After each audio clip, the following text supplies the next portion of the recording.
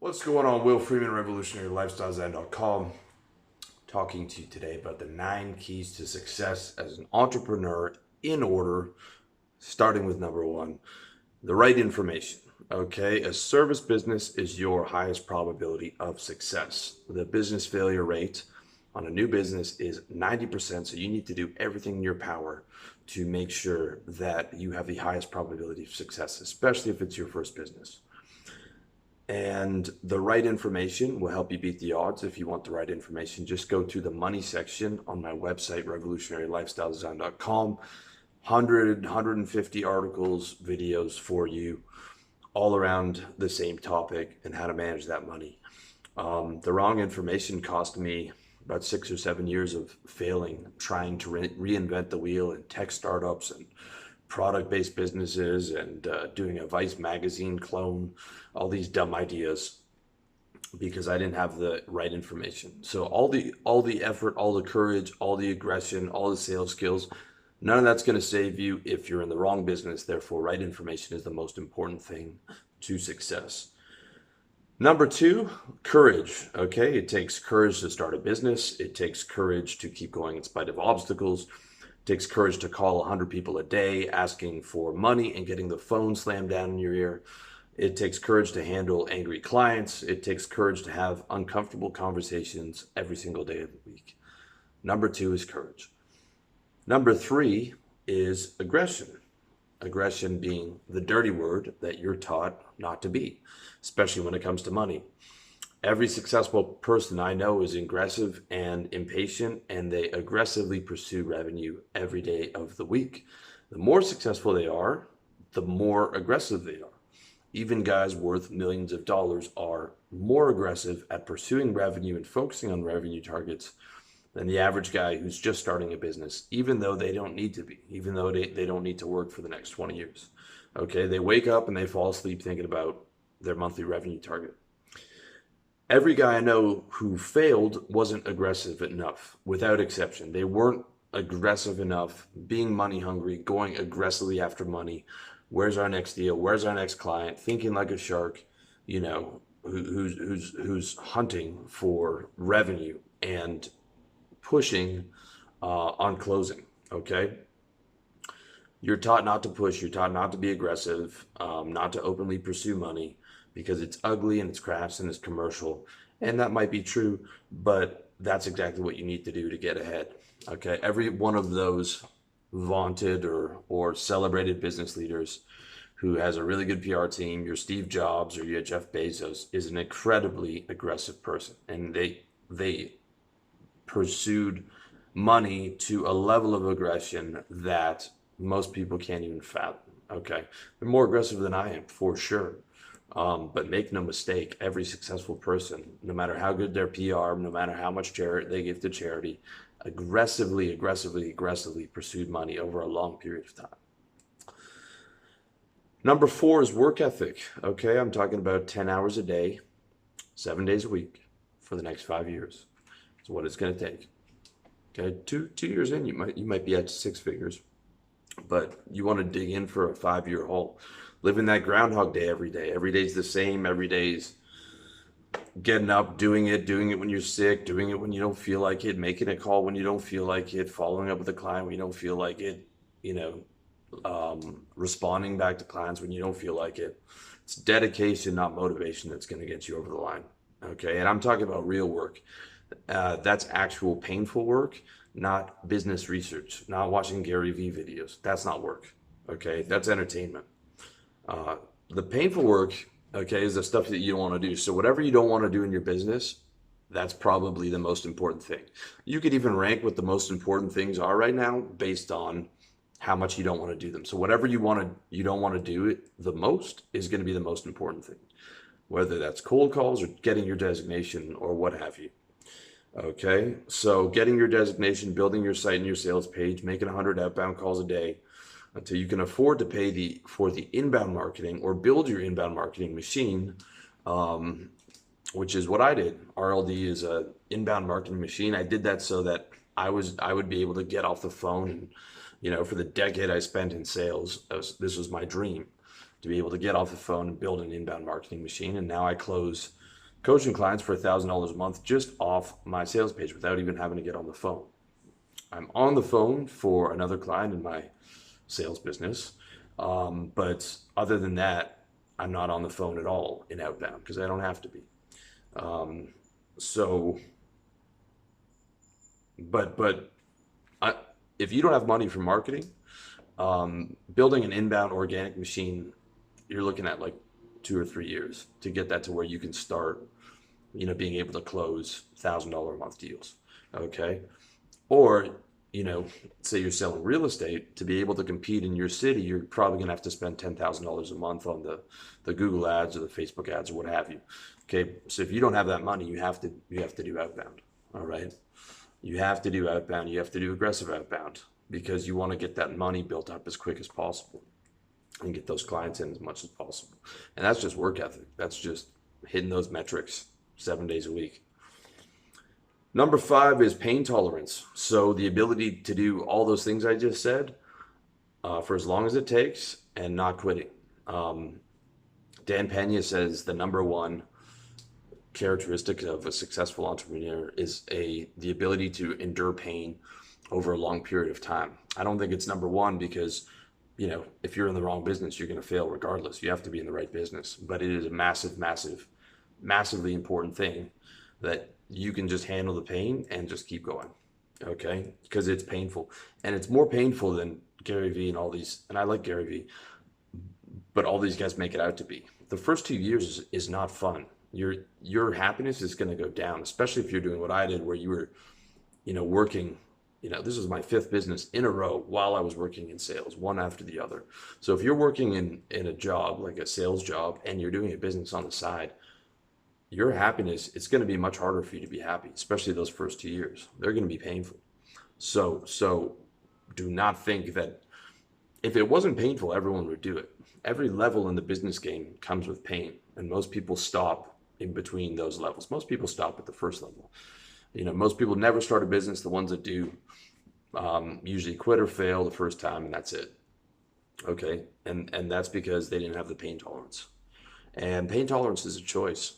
Being tough is a daily choice you make every day. Like waking up, being able to endure it, being able to keep going, being able to push forward even if you can't see a light at the end of the tunnel. That's what it is. Okay, and that's what will get you to the success. When you're at a point where you're really dealing with a lot of pain, you just think to yourself, hey, this is where most guys would tap out. This is where most guys quit. So I'm just going to keep going because the longer I stay in the game, the closer I'm going to get to success. Number 6 is sales skills. Okay, if you can't close, you can't get money. If you can't get somebody to give you money, which is closing, which is sales, you can't get paid.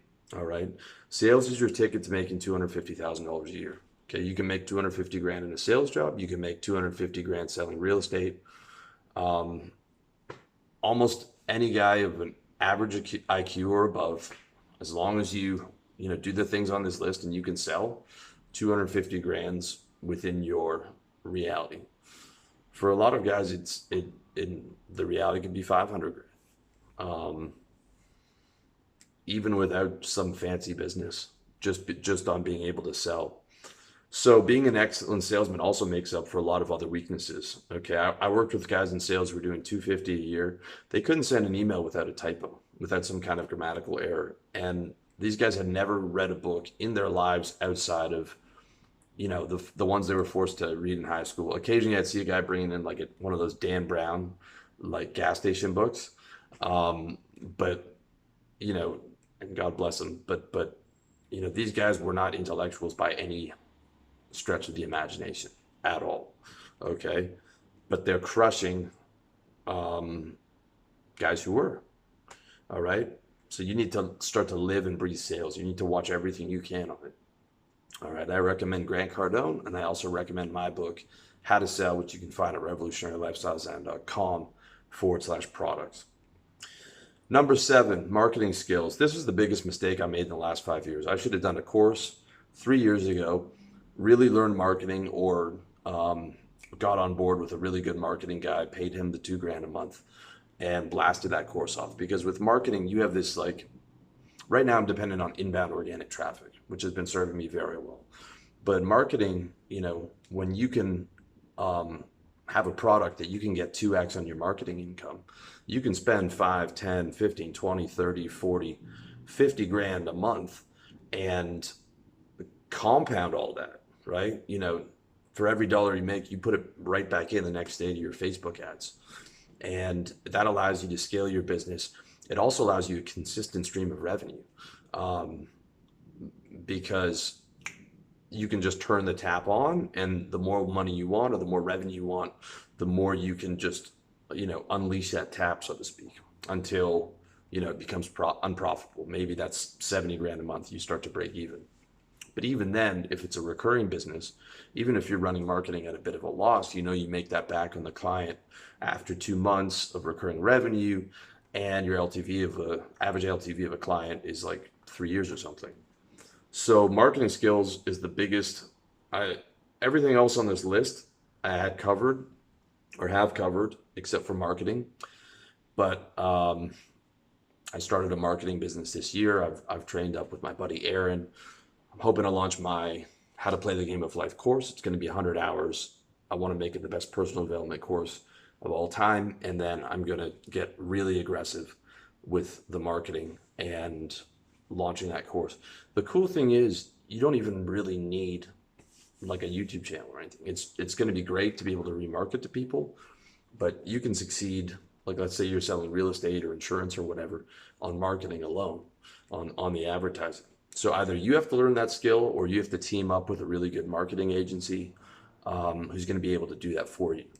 But that's a massive skill, and a massive mistake that I made was neglecting that. It's something I kicked down the road.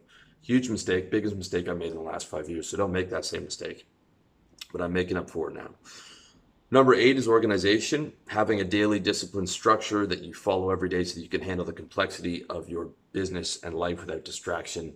I recommend my book, How to Get Organized, which is using the Wunderlist task management app. I've actually switched to the TickTick task management app because they're supposed to be phasing out Wunderlist. But I run my entire life on this schedule, from my shopping to my tasks to my groceries to, when a client books through my Calendly link, it puts them into my Google Calendar, which puts it into TickTick. So I can always see, all I have to do is wake up and look at that app. And then all I have to do is just get those tasks done. And that's my day. So I don't have to think about anything else, because as an expat entrepreneur and so many things to do in my life and so many things for the business, you know, at the start of every quarter where my quarterly and monthly tasks are due, some days I'll have 77 tasks to do. There's no way I could do that without this app or without being ruthlessly organized. So organization kills a lot of guys because, they start to scale up and they're scrambling and they're not able to, they're disorganized, so they're not responding to clients, so they're losing clients and they don't have a proper system together. So being organized is important. With that said, I do know successful guys who are disorganized, but they have all the above. They're really good at sales. They're aggressive on revenue. They respond to their clients. Everything else in their life is disorganized, but they're able to do all the above, which is why I put organization at number 8. And finally, number 9 is IQ. Okay, IQ is important. It's very difficult to succeed with a below average IQ unless you have exceptional talent like singing or being able to play sports at a high level. To give you an example, the average IQ in America is about 100. If you're below 85 IQ, there's no job for you in the American military. And I mean like sweeping the floors on the deck of a Navy ship. You can't even get in with a below 85 IQ. So if your IQ is below 85, it's very hard to succeed. That being said, if you've watched the video to this point, I could almost guarantee that your IQ is at least average. Not that my content is anything exceptional, but just the fact that you're pursuing personal development, you're pursuing entrepreneurship, you're actually educating yourself, you're actually, you didn't tune out after the first minute because you have a low attention span. So chances are, if you're pursuing this stuff, you're at least average IQ. An average IQ is good enough. Like I said, I was working with guys who were making more money than me, with an average IQ because they were there first. They just figured out sales is where the money's at. Okay, boss says to make 100 calls a day. I'll just do that for a decade. You know, every day, head down, just hammering the phone. Okay, that's the new sales script. I'll follow that exactly, right? Um, so IQ is important, but it's the least important skill on this list. Now, it's very important if you want to make the next tech startup, right? But we're not talking about that. We're not talking about building the next Facebook. To build the next Facebook, you know, you need 160 IQ. You need a ridiculous IQ, plus a lot of other things. That's a totally different ballgame. If you want to see what you actually need, check out my article and my video on how to how to know if you're exceptional.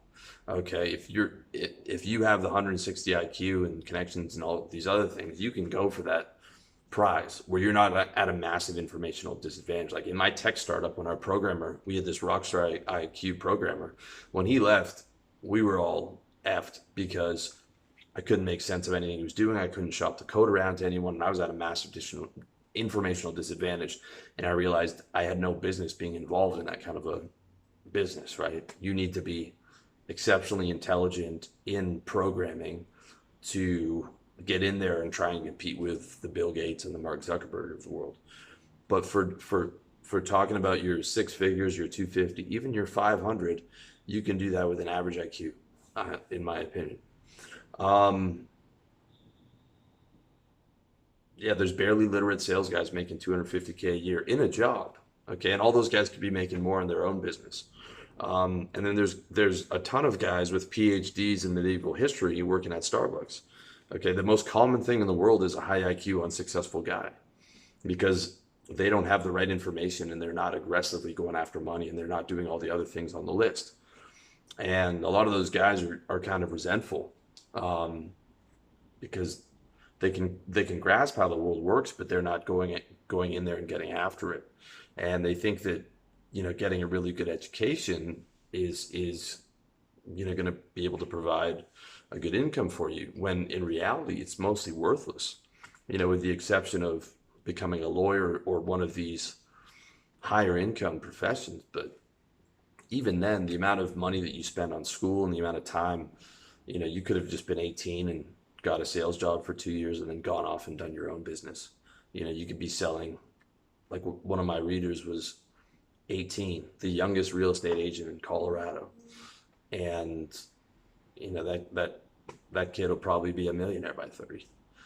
By the time all of his friends are getting out of school with debt, or his friends are, getting out of law school at like 26, 27, he'll probably be sitting on $300,000 or $400,000. That's just the reality. So IQ is important, but it's the least important on the list. So hope you found this video useful. Let me know what you think in the comment section. If you need any help, holler at me, revolutionarylifestyledesign.com/coaching. Wish you all the best in your entrepreneurship journey. Much love to you.